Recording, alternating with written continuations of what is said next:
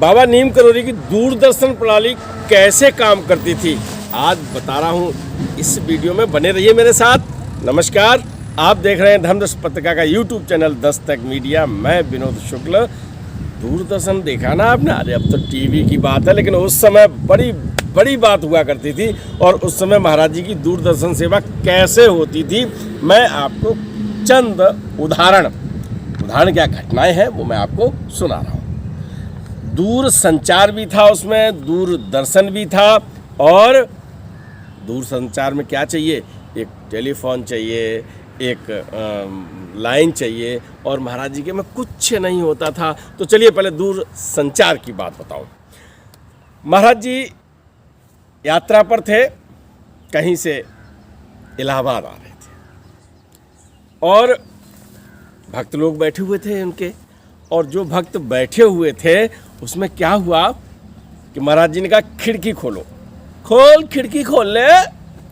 और खिड़की खोला, खिड़की जैसे ही खोली वैसे ही क्या हुआ, भजन की आवाज, कुछ भक्त गाना गा रहे हैं, गीत गा रहे हैं महाराज जी के, वो सुनाई पड़ने लगे। सुनते रहे लोग। अच्छा, अब उनको लगा कि अब ट्रेन अपनी गति से बढ़ रही है तो अब ये बंद हो जाएगा।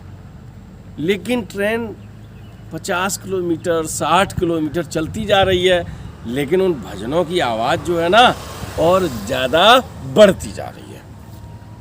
थोड़ी देर बाद महाराज जी ने कहा खिड़की बंद करो। खिड़की बंद हो गई, आवाज़ आनी बंद हो गई। इसके बाद क्या हुआ, थोड़ी देर बाद महाराज जी ने कहा अरे खिड़की हवा आने दो, चलो ऊपर करो। और जैसे ही खिड़की ऊपर की, वो मधुर मधुर भजनों की आवाज़ कानों में गूंजने लगी। अब बड़ी अजीब सी बात थी भाई। ये ऐसा तो है नहीं कोई बाहर, ट्रेन के बाहर कोई भजन गा रहा हो और साथ साथ उड़ के चल रहा हो, लेकिन भजन साथ साथ में चल रहे थे। ये मैं दूर संचार वाली बात बता दूं। जब वो इलाहाबाद पहुंचे तब लोगों को पता चला कि महाराज जी के अनन्य भक्त हेमचंद्र जोशी, जिन्हें हेमदा कहते हैं, जो महाराज जी के साथ कैची धाम में बहुत रहे, रब्बू दादा के पिताजी का नाम है ये, और उनके घर महाराज जी का गुणगान हो रहा था, भजन हो रहे थे। और वो भजन सैकड़ों किलोमीटर दूर महाराज जी ने सुनवा दिए, है कि नहीं? तो ये दूर संचार वाली बात थी। दूरदर्शन कैसे काम करता था? मैंने आपको एक कथा सुनाई थी। सिद्धि माँ थी, अन्य भक्त थे, और उनसे कहा कि आप मुड़ के देखिए। और जब उन्होंने मुड़ के देखा था तो शंकर जी के साक्षात दर्शन हुए थे। ये मैंने पूरी विस्तृत कथा आपको सुनाई हुई है। बहुत सारी चीज़ें ऐसी होती थी जो दिखाई पड़ती थी उन्हें।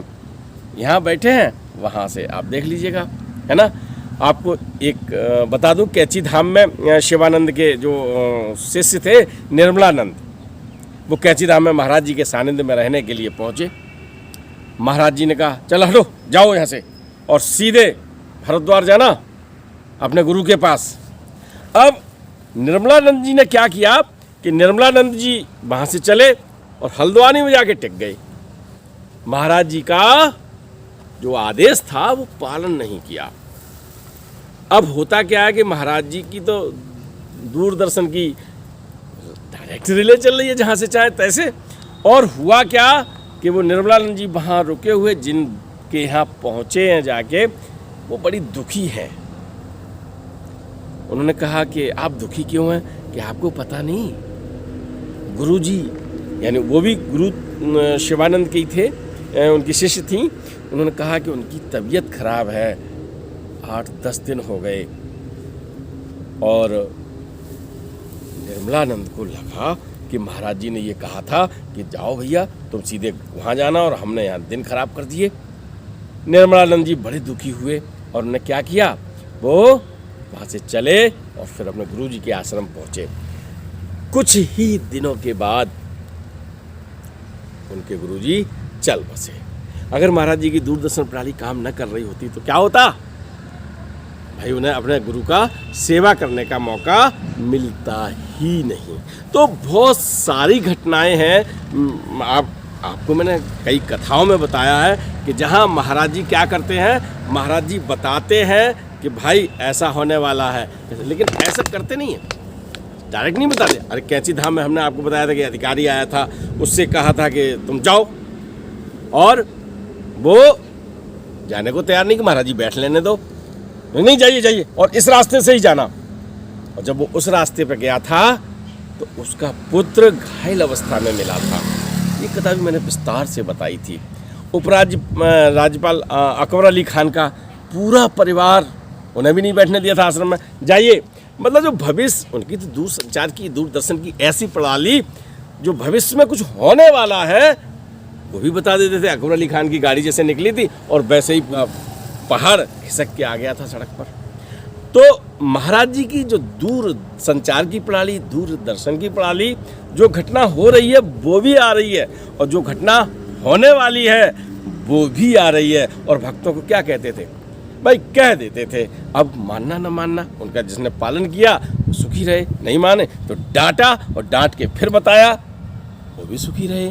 तो मित्रों, कभी कभी कष्ट आए, कोई परेशानी हो, तो आप बस महाराज जी से कहिए कि महाराज जी आप अपनी दूरदर्शन वाली प्रणाली में हमें रखे रहिए, आपका रडार लगा रहेगा तो कृपा बरसती रहेगी और कष्टों से हम लोग पार पा जाएंगे। भवसागर है, कष्ट होते हैं, और इस भवसागर को पार करने के लिए महाराज जी ने मंत्र भी बताया है, राम राम राम राम, है ना।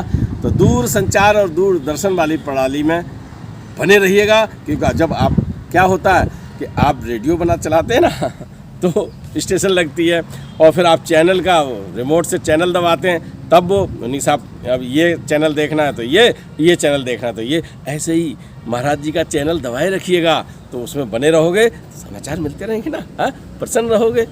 समझ गए होगे कैसे करती है दूर संचार की व्यवस्थाएं, एक यहाँ के सिस्टम और दूरदर्शन, है ना, आप समझ रहे हो ना। तो ये प्रणाली महाराज जी की आज भी जारी है, बस आप स्टेशन लगाए रखिएगा, महाराज जी को याद करते रहिएगा, राम राम का मंत्र करते रहिएगा, और ये जब सब आप करते रहेंगे तो क्या होगा, आप कष्ट में नहीं रहेंगे। सांसारिक जो नैया है वो बड़ी अच्छी तरह से पार हो जाएगी। ठीक है ना, चल पड़े कि नहीं? अरे भाई, फिर अगली कथा के साथ तभी तो मिलेंगे। राम राम।